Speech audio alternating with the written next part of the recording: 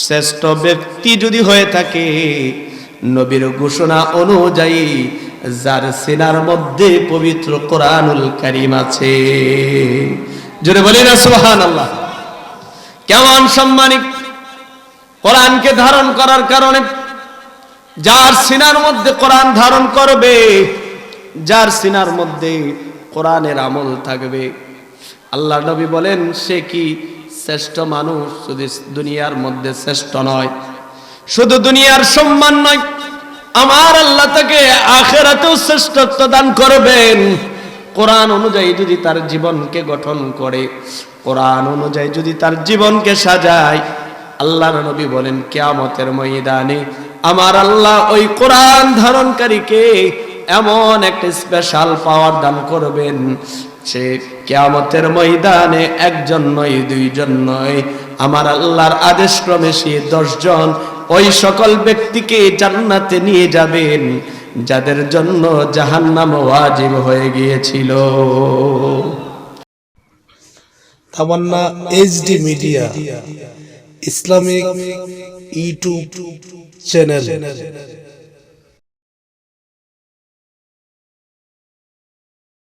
আমার আল্লাহ উল্লেখ করে বলেন নাই? জোরে বলি না সুবহানাল্লাহ। লাকাদ মান্নাল্লাহু আলাল মুমিনিনা ইয বা'আথা ফীহিম রাসূলা।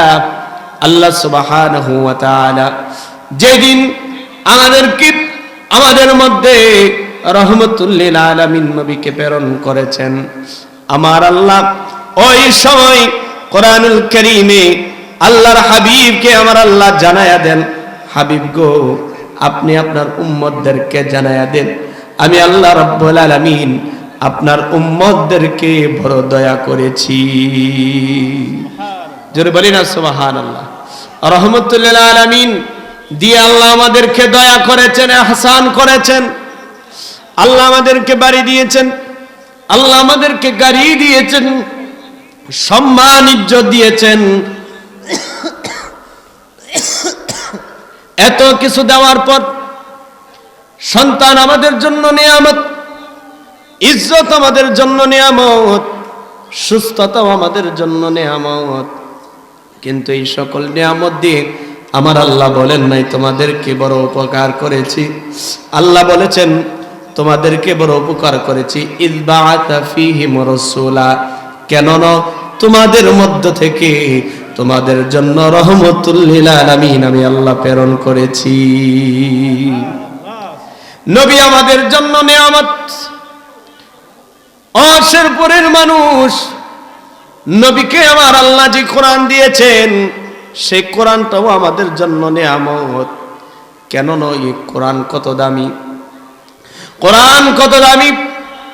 কোরআন অনুযায়ী যদি কোন মানুষ তার জীবনকে গঠন করে, কোরআন অনুযায়ী যদি তার জীবনকে সাজায়, আমার আল্লাহ কোরআনের ইজ্জতে ওই মানুষটার সম্মানও আমার আল্লাহ বৃদ্ধি করে দেয়।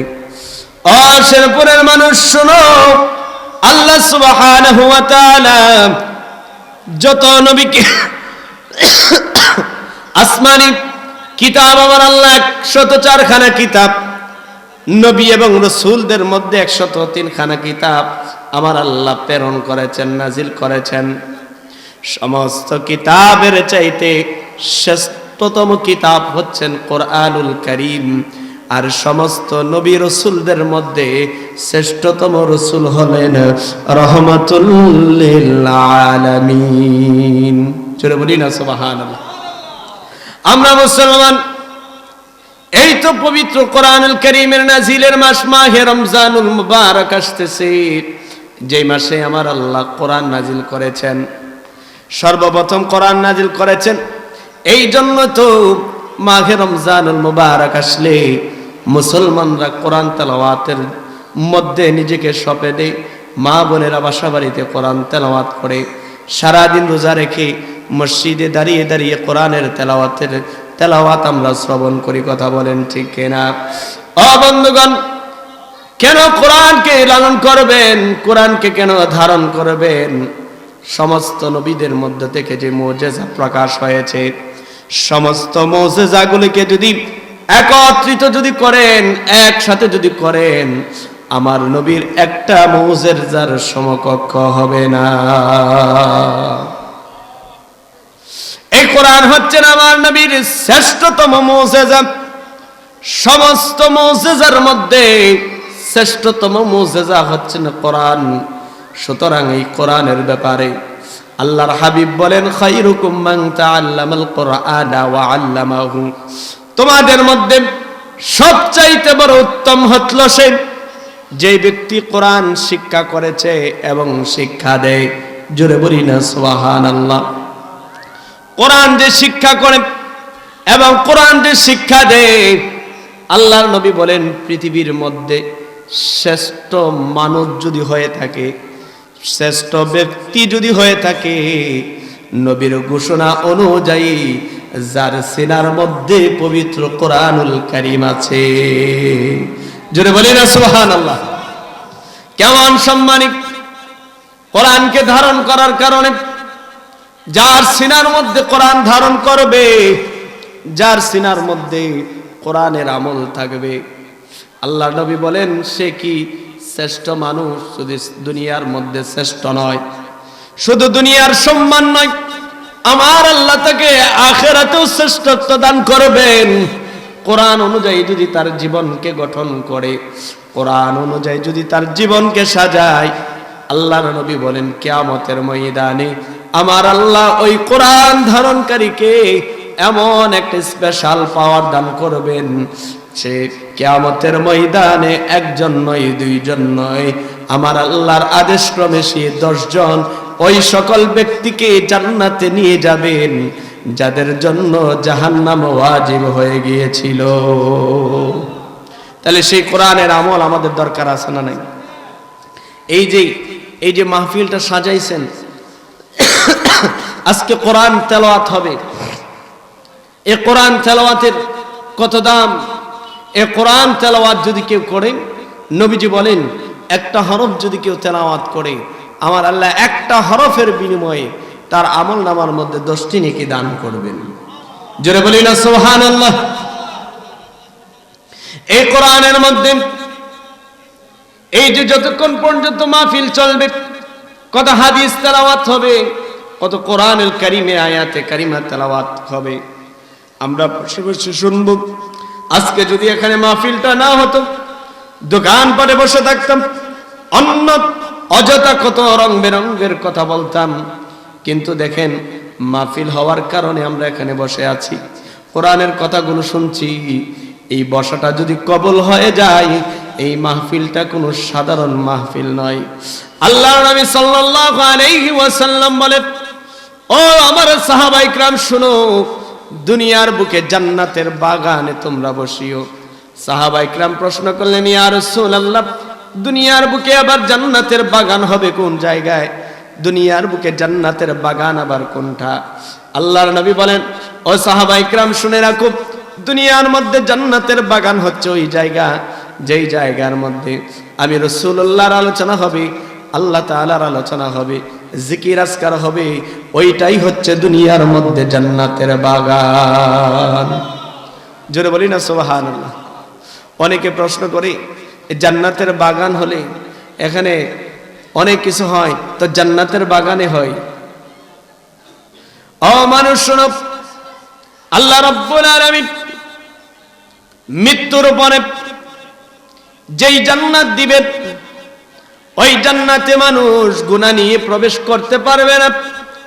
কিন্তু দুনিয়ার বুকে যে জান্নাত রাসূলুল্লাহ বলেছেন, এই জান্নাতের ভিতরে ঈমানদারও আসতে পারবে, গুনাহগারও আসতে পারবে। ঈমানদারও আসতে পারবে, গুনাহগারও আসতে পারবে। গুনাহগারদের জন্য এই জান্নাতের বাগানটা কত দামি! এখানে যে মানুষগুলো আসবে, আমার আল্লাহ একজনকে নয় একজনকে কবুল করবেন। ওই বান্দাকে যদি জরিয়া করে যদি আমার আল্লাহ চাই, তাহলে আমার আল্লাহ এই বান্দাটাকে ওলি আল্লাহ বানাইয়া তার খাতিরেও আমাদেরকে মাফ করে দিতে পারে কি পারে না? এই জন্য আমাদের নিয়ত ভালো রাখতে হবে। আজকের মাহফিল হয়, মাহফিলের জায়গা থেকে আউটডোরে মানুষ বেশি হয়, কথা বলেন ঠিক কিনা? কোরআন হাদিসের কথা মানুষ এখন শ্রবণ করতে চায় না, অথচ এই কোরআনের দাম আমরা জানি না, এই কোরআনের ইজ্জত দিতে আমরা জানি না। অথচ এই কোরআন যেই জায়গায় সংস্পর্শ স্পর্শ লাগে, কোরআনের বরকতে ওই জায়গাটা দামি হয়ে যায়। জোরে বলি না সুবহানাল্লাহ। দেখেন কোরআনের উপরে যে আমরা যে গিলাফ ব্যবহার করি, এটা তো একটা কাপড়, এটা একটা কাপড় কিনা বলেন। এই কাপড়ের থান থেকে দেখবেন অনেক মানুষ নিয়ে কেউ জামা বানাইছে, কেউ আসবাবপত্রের কাভার বানাইছে, কিন্তু এই রুল থেকে একটা কাপড় এনে কোরআনের উপর আপনি মুড়িয়ে দিছেন, গিলাফ বানাইছেন। বলুন তো এই গিলাফের মধ্যে আমরা চুমা খাই কি খাই না? খাই কি না? কেন খাই? এটা তো একটা সাধারণ একটা কাপড়। যেই মাত্র কোরআনের সাথে এই সাধারণ কাপড়টার সম্পর্ক হয়েছে, কোরআনের সাথে কাপড়টা লেগেছে, এখন আর এটা সাধারণ কাপড় নয়, কোরআনের ইজ্জতের কারণে এই কাপড়টারও দাম বেড়ে গেছে। জোরে বলি না সুবহানাল্লাহ। বাড়ি ঘরে কত কাঠের আসবাবপত্রের উপর আমরা বসি, কত বিছানার উপরে আমরা ঘুমাই, কোনদিন আমাদের খাটের মধ্যে চুমা খায় না? খায় না। কিন্তু ছোট্ট ছোট্ট বাচ্চারা মক্তবে দেখবেন প্লাস্টিকের রেয়ালের উপরে, কাঠের রেয়ালের মধ্যে কোরআন রেখে পড়ে, কিন্তু এই কোরআনের মধ্যে পা লাগার সাথে সাথে সেই কোরআন ওই রেয়ালটাকে চুমা খায়, বুকে নেই। ঠিক কিনা বলেন? অথচ কত প্লাস্টিক রাস্তার ধারে পড়ে থাকে, কত কাঠের টুকরা আপনি মেইলের মধ্যে যাবেন, কত মাটির মধ্যে পড়ে আছে, কিন্তু কেউ ওই প্লাস্টিক ওই কাঠের মধ্যে চুমা খায় না। কারণ কি? এই কাঠের সাথে, কাঠের টুকরার সাথে, প্লাস্টিকের টুকরার সাথে কোরআন লেগেছে। এই জন্য কোরআনের ইজ্জত, কোরআনের বরকতে ওই কাঠের টুকরা, প্লাস্টিকের টুকরাটারও দাম বেড়ে গেছে। জোরে বলি না সুবহানাল্লাহ। মানুষ একবার ভাবলা না যে একটা কোরআন যদি লাগার কারণে যদি এত বৃদ্ধি হয়ে যায়, তাহলে আমার জীবনটা যদি কোরআনের সম্পর্কে হয়, কোরআন অনুযায়ী যদি আমার জীবনটা যদি হয়, আমার সম্মানটা কেমন হবে? আল্লাহু আকবার। এই কোরআনকে যারা মহব্বত করবে, মাহে রমজানুল মুবারক আসতেছে, মনোযোগের সাথে কথাগুলো শুনুন। আমরা যারা কোরআন পড়তে পারি এবং পড়তে যারা আমরা পারি না, কোরআনের দিকে নজর করলে সব। যারা পড়তে পারেন না, কোরআনকে যদি বুকে নিলেন, হাতে নিলেন, উপরের ময়লাগুলি যদি পরিষ্কার করেন, কোরআনের পৃষ্ঠা খুলে যদি কোরআনের লাইনে লাইনে যদি আঙ্গুলটা লাড়ান, নবী বলেন এর খাতিরও আমার আল্লাহ তার আমল নামার মধ্যে নেকি দিতে পারে। জোরে বলি না সুবহানাল্লাহ। তাহলে সেই কোরআনের মহব্বতের দরকার আছে না নাই? প্যারা হাজিরিন, আল্লাহ তাআলার হাবিবের শ্রেষ্ঠতম গ্রন্থ কি? কোরআনুল কারীম। কি? কোরআনুল কারীম। আমরা যখন এই মাহফিল থেকে ফায়দা নিতে চাইব, আমাদের একটা নিয়ত ভালো থাকা লাগবে। আমরা কোরআনের মাহফিলে আসি, আইসে আমরা দিকবিক ছোটাছুটি করি, কি বলতেছে কোরআনের মাহফিলে? কোরআনের মাহফিলে কি হয়? আজকে দেখেন সমাজ এত দুর্গতি হয়েছে, এত সুন্দর আয়োজন। আল্লাহর নবী সাল্লাল্লাহু আলাইহি ওয়াসাল্লাম বলেন, আমার উম্মতেরা যখন মজলিস সাজায়া যখন জিকির করে, এই জিকিরের মজলিসটার দাম কত বেশি। আল্লাহর নবী সাল্লাল্লাহু আলাইহি ওয়াসাল্লাম বলেন, এই মজলিসটার দাম কত বেশি। এই মজলিসটা সাধারণ মজলিস থাকে না, এই মজলিসের মধ্যে আমার আল্লাহ ওয়া আনজালা আলাইহিমুস সাকিনা, সাকিনা নামক রহমত আমার আল্লাহ নাজিল করে। এইটা এমন এক রহমত, এই যে রহমত যদি কারোর উপরে যদি পড়ে, আমার আল্লাহ ওই বান্দার সমস্ত পেরেশানিগুলি আমার আল্লাহ দূর করে দে। আল্লাহ কি করে দেন? পেরেশানিগুলো দূর করে দেয়। মজলিসে যখন বসে ফেরেশতারা ভিড় করতে থাকে। ফেরেশতারা আমার আপনার হয়ে আল্লাহর দরবারে আরজি করে, রব্বুল আলামিন শেরপুরের গ্রামে তোমার কতগুলো আশিকিন জাকিরিন বান্দা, তারা অযথা সময়গুলো বেইনাই করে তোমার কোরআনের মজলিসের মধ্যে বসে কোরআনের কথা শুনতেছে, জিকির আজকার করতেছে। নবী বলেছেন জান্নাতের বাগানে যাওয়ার জন্য তারা জান্নাতের বাগানে উপস্থিত হয়েছে। ওই বাগানে বসে তারা সুবহানাল্লাহ, আলহামদুলিল্লাহ, আল্লাহু আকবার তোমার এই পবিত্র নামের তাসবিহ তেলাওয়াত করে, ও রব্বুল আলামিন আমরা তোমার দরবারে ভিক্ষা চাই, যারা তোমার তাসবিহ তেলাওয়াত করে ওই সমস্ত বান্দাগুলার জীবনের গুনাহগুলি মাফ করে দাও। অথচ এই ফেরেশতা আমাদেরকে না বানানোর জন্য আল্লাহর কাছে বলেছিলেন যে আল্লাহ আমরাই তো আপনাকে ডাকি, আপনি যেমনি চাচ্ছেন আমরা তো এমনি ভাবে আপনাকে ডাকি, কিন্তু কেন এই মানুষ আপনি বানাবেন যারা আপনার কথা মতো চলবে না, খানাখানি করবে, হিংসা ফাসাদ করবে। ও মুসলমানেরা, শেষ জামানায় আমরা চলে আসছি। ইমানি ফিতনা, আকীদা ফিতনা, আমলি ফিতনা, চতুর্দিকে শুধু ফিতনা আর ফিতনা। কথা বলেন ঠিক কিনা? কথা বলেন ঠিক কিনা? এই ফিতনার যুগে আমরা চলে আসছি। তো এই ফেরেশতারা বলেছিলেন আল্লাহ এদেরকে বানায়েন না, এরা তো আপনার কথা মানবে না, খানাখানি করবে। আল্লাহ বলেন ক্বালা ইন্নী আ'লামু মা লা তা'লামু। ও ফেরেশতারা শোনো, তারা মারামারি করবে, কাটাকাটি করবে, সবই ঠিক আছে, কিন্তু আমি আল্লাহ তাদের বানানোর কি উদ্দেশ্য এটা আমি ছাড়া তোমরা জানো না। জোরে বলি না সুবহানাল্লাহ।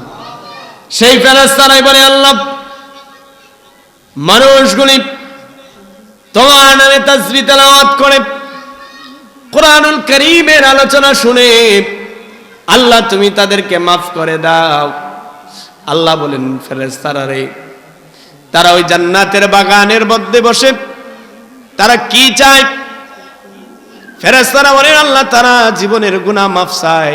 আমার আল্লাহ বলেন তারা কি আমাকে দেখেছে কোনা? তারা কোরআনে শুনেছে তোমার কথা। ও আল্লাহ, কোরআন থেকে শোনার কারণে তুমি তাদেরকে মাফ করে দাও। বলে তারা আর কি চায়? বলে জান্নাত চায়। জান্নাত দেখেছে না? তোমার বন্ধু নবী বলেছে, এই জন্য তারা জান্নাত চায়। আল্লাহ বলেন তাদেরকে জান্নাত দিয়ে দিলাম। বলেছে জাহান্নাম থেকে মুক্তি চাই, তারা জাহান্নাম দেখেছে? বলে না, কোথায় শুনেছে?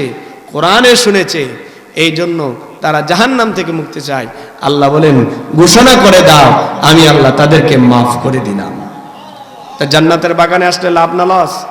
আল্লাহ আমাদেরকে কবুল করুক, জান্নাতে বাগানে আসার বসার তৌফিক দান করুক, ইমানদার মুত্তাকি বানায় দেখ।